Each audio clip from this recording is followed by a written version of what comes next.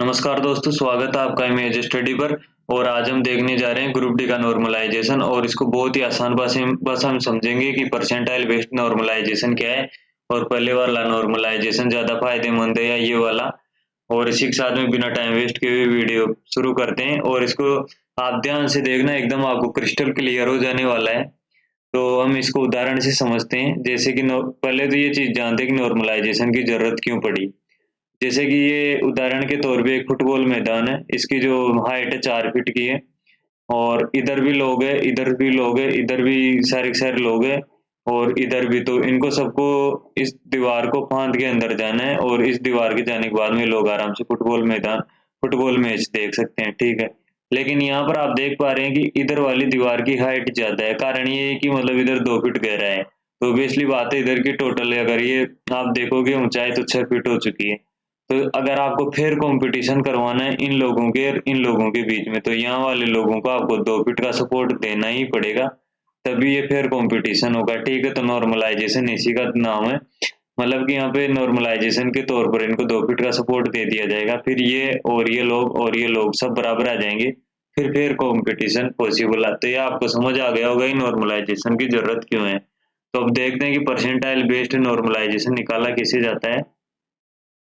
जैसे कि ये फर्स्ट शिफ्ट है, इसमें टॉपर के किसी बंदे के 95 मार्क्स आए, तो पहले ये चीज आप देखेंगे इसके अंदर कि इस बंदे को ऐड करेंगे और साथ में इसके नीचे कितने बंदे हैं। तो आप देखोगे कि इसके नीचे 1 2 3 4 5 6 7 8 9 9 बंदे हैं, ठीक है। और इस टोटल शिफ्ट में कितने बंदे प्रेजेंट थे, तो 10, ठीक है। मल्टीप्लाई 100, यानी कि 10 9 और 1 10, 10/10 ये कट जाएंगे, तो इसका मतलब है कि इसकी परसेंटाइल निकल के 100 आ गए, ठीक है।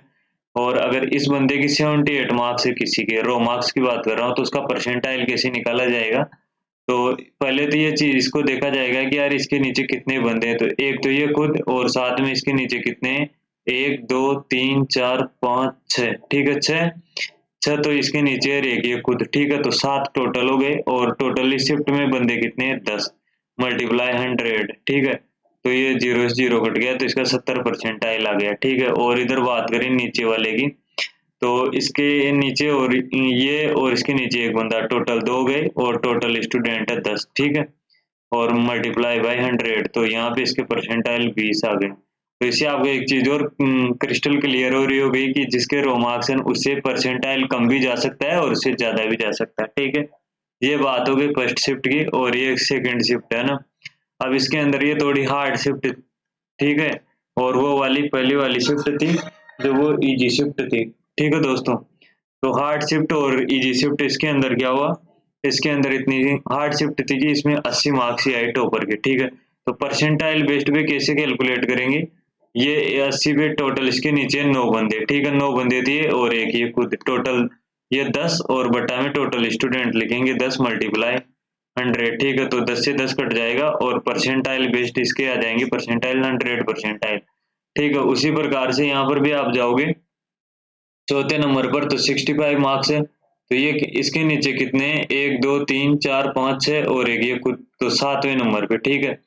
और इसके टोटल स्टूडेंट है 10 और मल्टीप्लाई बाय 100 कर दो आप, इसके परसेंटाइल आ जाएंगे 70, ठीक है। तो इस प्रकार से आप किसी भी बंदे की परसेंटाइल निकाल सकते हो। मतलब एक तरीके से अगर दूसरी भाषा में बोलूँ तो रैंक हो गई, ठीक है। इस हिसाब से तो इस तरीके से इनको बैलेंस कर दिया जाता है कि जैसे फर्स्ट शिफ्ट में जो बंदा 95 ला रहा था उसके भी 100 परसेंटाइल, और जो बंदा 80 नंबर ला रहा था उसके भी 100 परसेंटाइल। वहीं बात करो इधर 90 नंबर ला रहा था 90 परसेंटाइल और 75 ला रहा था उसके भी 90 परसेंटाइल, ठीक है। तो इससे मतलब ये लगता है कि यार ये तो बहुत ही अच्छी चीज, इसमें नुकसान क्या है, मतलब बहुत अच्छी चीज है कि इनको इक्वली कर दिया जा रहा है, ठीक है। और इसमें एक और चीज है, परसेंटाइल में इस तरीके से उठाया जाएगा जैसे इनका रो मार्क्स का कोई यूज नहीं रहेगा परसेंटाइल के बाद में। इसमें से हर शिफ्ट में से बंदे उठाए जाएंगे, जैसे कि 10 शिफ्ट है, 100 कैंडिडेट को लेना है, तो हर में से 10 10 को ले लेंगे, ठीक है। अगर मान लीजिए हर शिफ्ट में से इनको 3 को लेना है, तो यहाँ से 3 बंदे उठाएंगे इनकी परसेंटाइल के बेस्ड पर, ठीक है। यहाँ से भी 3 बंदे उठाएंगे, दूसरी शिफ्ट से थर्ड से भी 3 3 उठाएंगे। तो यहाँ पर आप देख रहे हो परसेंटाइल तो इनकी सेम है, लेकिन जो रो मार्क्स है ना वो अलग अलग है। लेकिन उसके बाद में इसको 78 मार्क्स आने के बाद में भी इस बंदे को नहीं ले रहे, जबकि इसको 70 आने के बाद में भी ले रहे हैं, क्योंकि इसके परसेंटाइल 80 है, ठीक है। तो आपको 2-3 चीजें क्लियर हो गई होगी। पहली चीज तो ये कि इसकी जरूरत क्यों पड़ती है नॉर्मलाइजेशन की। दूसरी चीज ये कि परसेंटाइल निकाला कैसे जा सकता है, इसका फायदा क्या है।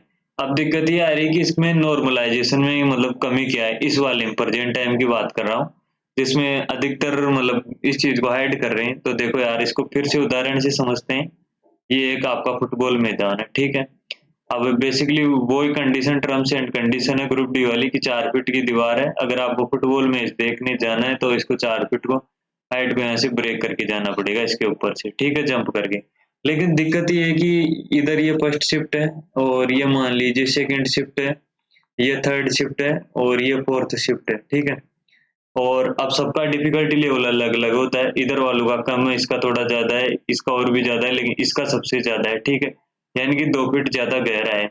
तो पहले वाले नॉर्मलाइजेशन में होता क्या था कि यार, उसमें दूसरी शिफ्ट से कंपैरिजन किया जाता था, यानी कि यार ये दीवार और इधर वाली ऊंचाई की यार कंपैरिजन करोगे फर्स्ट और थर्ड का, तो देखोगे कि यार इसके कंपैरिजन में यहाँ पर ज्यादा गहरा है ये पेपर की, है ना। तो आप देखोगे कि इसके अंदर क्या होगा कि ये 2 फीट ज्यादा गहरा है, तो फिर कंपटीशन के लिए आपको इनको 2 फीट का आपको सपोर्ट देना पड़ेगा, ठीक है। या फिर नॉर्मलाइजेशन के तौर पे ये कह सकते हैं कि 2-2 नंबर इनके सबके बढ़ाने पड़ेंगे, तब जाके फिर कंपटीशन होगा। लेकिन परसेंटाइल मेथड ये कहता है कि हमें कोई मतलब नहीं है। जैसे कि अगर ये पहले वाले के अकॉर्डिंग चलते हैं, जो पहले नॉर्मलाइजेशन हुआ था 2018 में, तो उसमें ये था कि यार ये हार्ड शिफ्ट है सेकंड वाली, इसलिए इनके रो मार्क्स कम आ रहे हैं, ठीक है। तो वो करेगा क्या कि इनके सबके मार्क्स बढ़ा देगा 30, 40, 50, 55। क्योंकि यार आप इस मैदान को आप देखो इस जगह पर, क्योंकि यार यहाँ जितने भी लोग खड़े हैं ना थर्ड शिफ्ट में, सपोर्ट की जरूरत तो सबको, चाहे इंटेलिजेंट हो या एवरेज हो या सबसे कम वाला लड़का हो, कम मार्क्स वाला, क्योंकि यहाँ इनकी हाइट ही मतलब कम पड़ रही है इसको कूदने के लिए 4 फीट को, क्योंकि ऑलरेडी यहाँ गहरा गड्ढा खुदा हुआ है।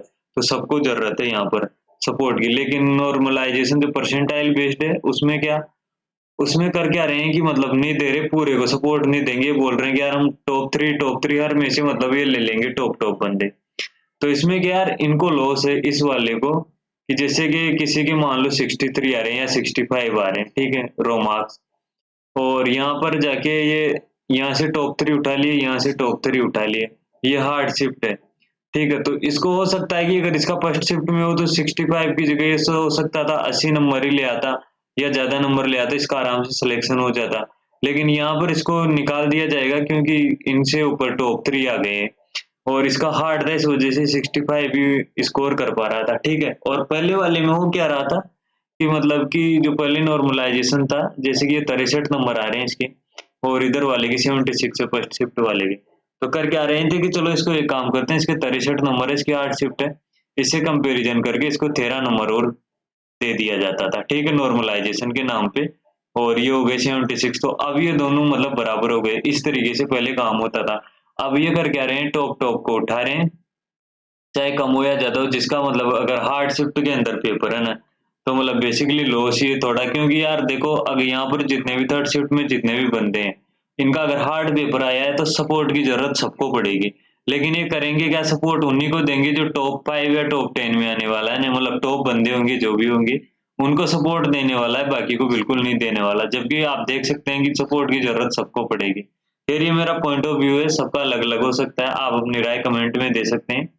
और इस वाले जो अभी का मैंने आपको दोनों साइड का बता दिया कि फायदा क्या होने वाला है और इसे लॉस क्या होने वाला है। और इसमें एक चीज और है कि इसमें नेगेटिव करने या तुक्का करने का कितना फायदा। तो दोस्त, इस वाले जो परसेंटाइल मेथड है ना, इसके अंदर कोई फर्क नहीं पड़ता आप कितने नेगेटिव कर रहे हैं कितने पॉजिटिव कर रहे हैं, बस आपके रो मार्क्स है ना वो बहुत अच्छे आने चाहिए, ठीक है। रो मार्क्स के ऊपर ही सिलेक्शन है। अगर आप किसी के अगर मान लो कि तुक्के लगते हैं अच्छे की, अगर वो 3 तुक्के लगाता है और उसके अंदर एक सही हो जाता है ना, तो उसमें कोई बुराई नहीं है। मतलब ये न्यूट्रल नहीं होगा, बल्कि इसको फायदा होगा। जैसे 1, 2, 3, इसने 3 तुक्के मारे, इसमें इस बंदे का एक सही हो गया, ठीक है। अब इसका कटेगा 1/3 के हिसाब से, तो 0.66 कट जाएगा, और इसको पॉइंट पॉइंट 33 का फायदा हो जाएगा, और 0.66 इसके हट जाएंगे अगर यहाँ पर 1 नंबर ले आता है तो आप सबकी प्रकृति अलग अलग होती है, हो सकता है किसी को तुक्का लगाने में ज्यादा फायदा मिलता हो, किसी को नहीं मिलता हो। बाकी ओवरऑल आपको रो मार्क्स अच्छे लाने, एटलीस्ट आपके रो मार्क्स यार कोई से भी जोन से हो 70 मार्क्स तो होने चाहिए, ठीक है। 70 मार्क्स अगर आप ले आते हो तो काफी अच्छे चांस बन जाते हैं आपकी जॉब लेने के। इसी के साथ में वीडियो एंड करते हैं। वीडियो पसंद आए तो लाइक और शेयर और सब्सक्राइब कर देना। धन्यवाद।